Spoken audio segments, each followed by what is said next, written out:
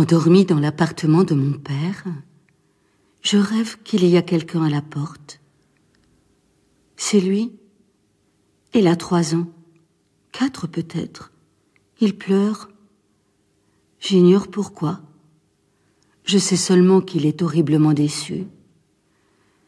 J'essaie de le distraire en lui montrant un album rempli de magnifiques illustrations aux couleurs bien plus vives que dans la réalité. Il y jette un regard, mais continue de pleurer. Il est complètement bouleversé, ce minuscule père enfant. Le loquet de la porte me réveille. Cela fait plus d'1 semaine que je vis seule ici. Immobile dans mon lit, j'écoute le bruit de pas qui entrent et d'un sac que l'on pose lourdement par terre. Les pas s'éloignent en direction de la petite cuisine et l'eau jaillit du robinet. Celui qui est là connaît les lieux. Donc je ne vois pas qui ça peut être. De l'embrasure de la porte de la chambre, je vois le large dos de l'inconnu qui, penché en avant, emplit la moitié de la cuisine. L'homme avale un verre d'eau d'un trait. Il fait quelques pas pour rejoindre le séjour, jette son portefeuille sur la table, et ce n'est qu'à ce moment-là que, en levant les yeux, il me voit qui le regarde depuis le seuil de ma chambre. Mon père est mort. Cela fait 2 mois. L'hôpital de New York m'a remis ses vêtements, sa montre et le livre qu'il lisait, car il mangeait seul au restaurant. Je ne m'étais pas préparée à sa mort. Il ne m'y avait pas préparée. Quelques jours après la Shiva, Koren m'apporta les clés de l'appartement de Tel Aviv. Je ne savais pas qu'il y avait là quoi que ce fût appartenant à mon père. Pendant les 5 années précédant sa mort, il avait passé le semestre d'hiver à enseigner en Israël, dans la ville où il avait grandi. Mais j'avais toujours pensé qu'il logeait dans un appartement de fonction. Et pourtant, Koren était là, qui détenait les clés de l'appartement dont j'ignorais tout. C'est Koren, l'exécuteur testamentaire de mon père, qui s'était occupé des obsèques. Je devais seulement être présente au moment de l'ensevelir et jeter la première pelletée de terre. Le bruit sourd que fit celle-ci en touchant le cercueil de pain me coupa les jambes. Koren inscrivit l'adresse de l'appartement au dos de sa carte de visite et me dit que mon père souhaitait me le léguer. Plus tard, tandis que nous attendions l'ascenseur dans le couloir éclairé au néon, ayant peut-être le sentiment de ne m'avoir pas correctement transmis un certain message, Koren ajouta « Il se disait que vous pourriez peut-être venir de temps à autre. » Pourquoi ? Pourquoi, alors que pendant toutes ces années, je ne lui avais jamais rendu visite ici et qu'il ne m'y avait jamais invité? Depuis la mort de ma grand-mère, quand j'avais 10 ans, je n'y étais retournée qu'1 fois et je n'avais plus aucune raison d'y aller. Comme si cela résultait d'une décision, mon père avait cessé de me parler en hébreu. Lui répondant en anglais depuis des années, c'est à peine si je l'avais remarqué. Aujourd'hui, quand l'inconnu présent dans l'appartement de mon père me parle, je réponds instinctivement en anglais. « Je suis la fille d'Adam. Qui êtes-vous » ? « Vous m'avez fait peur, » dit-il en plaquant la main sur sa poitrine. « Vous êtes un ami de mon père ?»« Oui, » répond-il en se frottant le cou sous le col ouvert de sa chemise. Les yeux brillants, il me jauge. J'aurais dû deviner. Vous lui ressemblez en plus jolie. Vous ne m'avez pas dit votre nom. Boz. Mon père ne m'avait jamais parlé d'un Boz. Je suis un vieil ami, dit l'inconnu. Pourquoi avez-vous les clés ? Il me permet d'utiliser l'appartement en son absence de temps à autre, quand je suis en ville. Je dors dans la chambre du fond et je m'occupe de ce qu'il y a à faire. Le mois dernier, il y a eu une fuite à l'étage du dessus. Mon père est mort. Il se tait et je le sens qu'il m'observe. Je sais. Il se lève et, me tournant le dos, soulève sans effort le lourd sac à provisions qu'il a déposé plus tôt. Mais au lieu de s'en aller, comme je m'y attends, et comme le ferait tout individu normal, il repart à la cuisine. « Je vais faire à manger, » dit-il sans se retourner. « Si vous avez faim, ce sera prêt dans un quart d'heure. » Depuis le séjour, je le regarde hacher les légumes, casser les œufs et fouiller dans le réfrigérateur. Tout cela d'une main experte. Le voir faire comme chez lui m'agace, mais je n'ai rien mangé de la journée.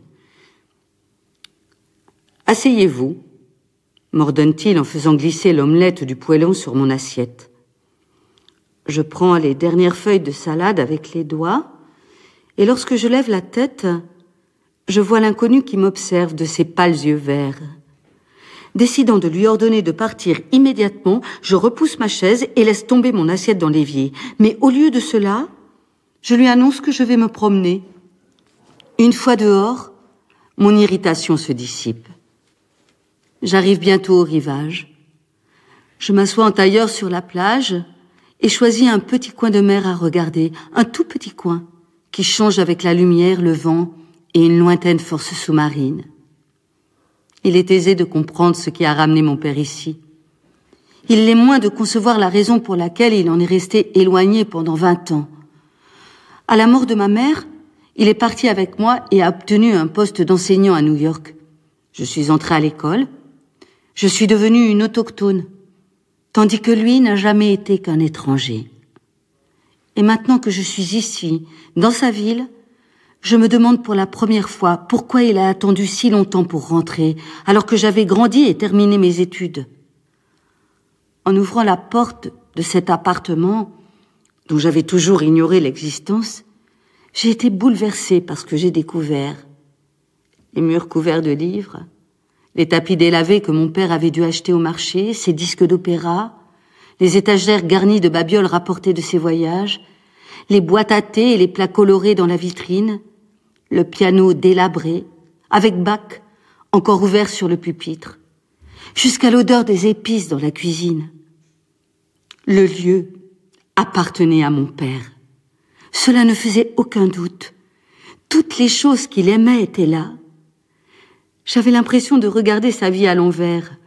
Son vrai chez lui, c'était cet appartement. Et celui dans lequel j'avais grandi n'était que l'endroit où il séjournait quand il n'était pas ici. Debout au milieu du séjour, j'ai éprouvé un douloureux sentiment de trahison. Lorsque je regagne l'appartement, la nuit tombe. Je porte la montre de mon père à mon oreille. Son tic-tac ne subsistera pas éternellement. Et bientôt, le surplus de temps qu'il m'a laissé sera épuisé. Mais pour l'instant, elle continue à faire tic-tac. Je me fais couler un bain et allongée dans la baignoire, je remarque pour la première fois une tache d'eau sombre au plafond, là où le plâtre a commencé à s'écailler à cause d'une fuite. Dans la chambre de mon père, je sors le petit album photo en cuir que j'ai trouvé dans le tiroir de la table de nuit, la semaine passée. Je ne peux m'arrêter de le regarder. La première page montre une image de lui en jeune homme, encore plus jeune que je ne le suis. Incroyable, comme le visage que je vois rappelle le mien. Nous nous sommes ressemblés, mais cette ressemblance était atténuée par la différence d'âge. Ici, on comprend facilement comment cela se passe, comment au fil du temps se transmettent un nez, des oreilles légèrement décollées, un œil à peine plus petit que l'autre, comme pour se retenir de voir. Même nos attitudes sont proches, comme si nous étions nés l'un après l'autre pour occuper le même lieu. Je m'endors sans m'en rendre compte. Quand je rouvre les yeux, une aube nébuleuse emplit la fenêtre. Je me lève pour chercher un verre d'eau et dans le couloir, je vois que la porte de la chambre d'amis est légèrement entrebâillée. Lorsque je l'ouvre en grand, une odeur lourde s'échappe de la pièce, celle d'un corps d'homme abandonné au sommeil, complètement absorbé par lui, comme s'il n'avait plus d'autre responsabilité au monde que celle de dormir ainsi, de dormir du sommeil des morts. Je sens que je m'assoupis rien qu'à le regarder. J'ai l'impression que son sommeil m'a jeté un sort. Mes membres s'alourdissent. J'ai un mal fou à m'en aller et à remonter le couloir. Puis une fois arrivé, je tombe dans mon lit. Quand je me réveille enfin, il est déjà midi et le soleil filtre entre les lattes du volet. Au sortir de mon long sommeil comateux, je me sens nerveuse et agitée. La petite porte de la chambre est fermée. Je me rends à pied jusqu'à la piscine située sur le toit du Dizengoff Center, un grand centre commercial où l'on trouve des boutiques de vêtements bon marché et un cinéma. Je fais 30 longueurs, puis sors lire dans un café du coin, où le serveur en jean moulant et à l'œil indolent me sourit, tout en me pressant un jus d'orange. Je vais ensuite me promener au marché. Je descends à la plage et regarde les hommes velus jouer au jokari. Quand je rejoins l'appartement de mon père, c'est déjà la fin d'après-midi. Sur le trottoir, les ombres s'éloignent de la mer. Et l'inconnu est dans la cuisine, occupé à faire cuire des poivrons farcis.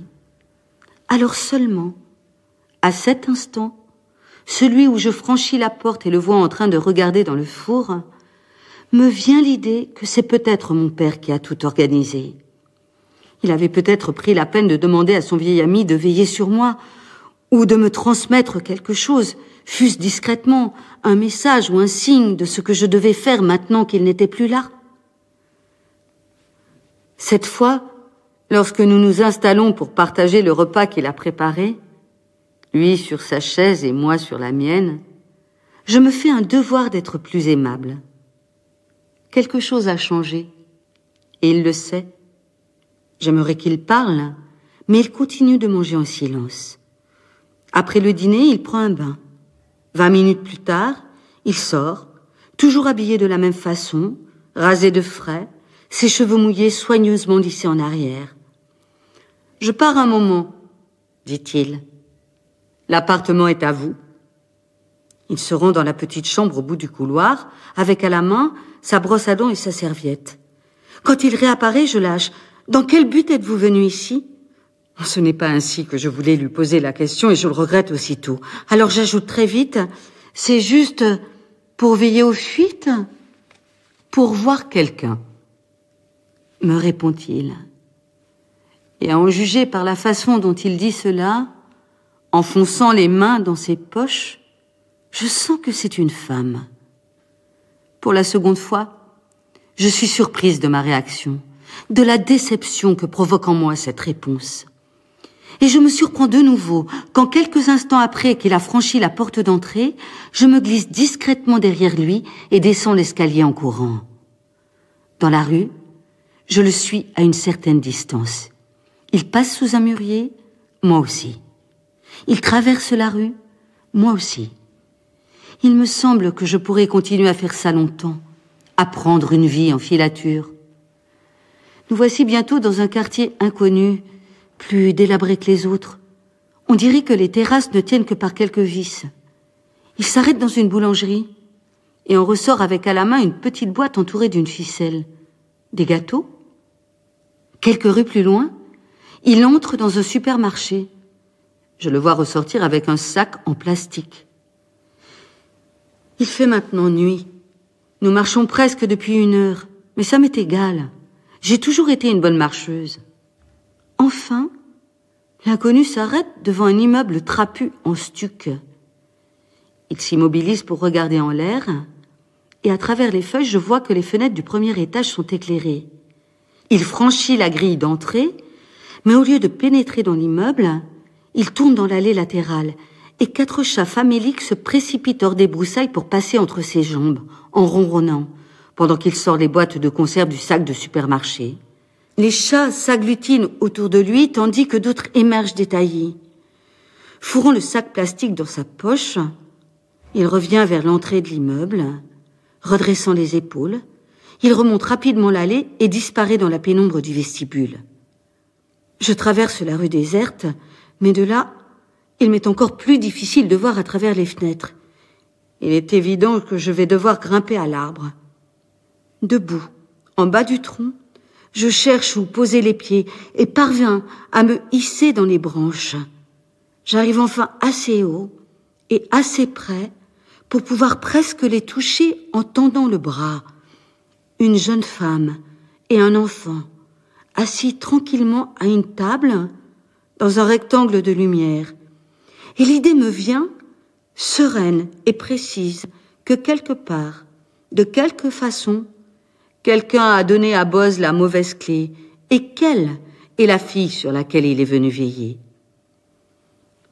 Je perçois alors un bruit de pas sous moi et le vois qui se hâte en direction de la rue. Je saute de l'arbre, atterris brutalement sur le sol et me mets à courir. Je distingue une silhouette qui tourne à l'angle, mais le temps que j'y arrive, il n'y a plus de trace de lui. Et la rue tranquille débouche sur une large avenue très animée. À Tel Aviv, on n'est jamais loin de la mer. Et lorsque je retrouve le chemin qui y mène et arrive à m'orienter, je m'aperçois que je suis plus près de l'appartement de mon père que je ne le pensais. Je vais voir dans la chambre de l'inconnu. Elle est vide, comme je m'y attendais, et le lit soigneusement fait. Mon lit, me dis-je tout à coup, celui que mon père me destinait, au cas où je serais venu le voir. J'ai la tête lourde, et une sensation d'épuisement m'envahit. Je me déshabille et laisse tomber mes vêtements un à un dans le couloir sur le chemin de la chambre. Les volets sont fermés et j'avance précautionneusement dans l'obscurité totale avant de m'affaler sous les couvertures. Ce n'est qu'à ce moment-là, immobile, les yeux ouverts, que j'entends la respiration régulière de quelqu'un endormi dans le lit. Je pousse un hurlement, balaire de mes bras, je cherche la lampe de chevet à tâtons, et quand l'ampoule s'allume, je vois l'inconnu en maillot de corps, étalé, bouche entr'ouverte, abandonné au sommeil, exactement comme la dernière fois. Je veux le réveiller, lui ordonner de sortir de mon lit ou du lit de mon père, en tout cas d'un lit qui n'est pas le sien, car le sien se trouve au bout du couloir, et encore. Mais à l'instant où je m'apprête à le saisir aux épaules, un froid intense s'abat sur moi. Soudain, j'ai peur de le troubler, comme si l'arracher à son sommeil risquait de rompre un équilibre, de provoquer l'arrêt de quelque chose ou son immobilité définitive. J'éteins la lampe, ferme la porte sans bruit derrière moi, rejoins la chambre d'amis au bout du couloir et grimpe dans le lit étroit. Longtemps, j'ai l'impression que le sommeil ne viendra pas, jusqu'au moment où j'ouvre les yeux et c'est le matin. Je me lève et vais chercher l'inconnu dans la chambre de mon père. La porte est ouverte, le lit vide est défait. En entrant dans le salon, je trébuche presque sur lui. Il est pelotonné sur le sol, les jambes à hauteur d'estomac, les mains entre les genoux, endormi comme un bébé. Très doucement, je le pousse du pied. Mais il continue de dormir sereinement, à l'abri dans son profond sommeil. Combien de temps cela durera-t-il ? Je me le demande. Mais tout en me disant cela, je sais, au fond de moi, que ça continuera très longtemps, que je m'habituerai à enjamber l'inconnu en me rendant à la cuisine, parce que c'est ainsi que l'on vit, en enjambant inopinément ce genre de choses, jusqu'au jour où elles cessent de nous accabler et où nous arrivons à les oublier totalement.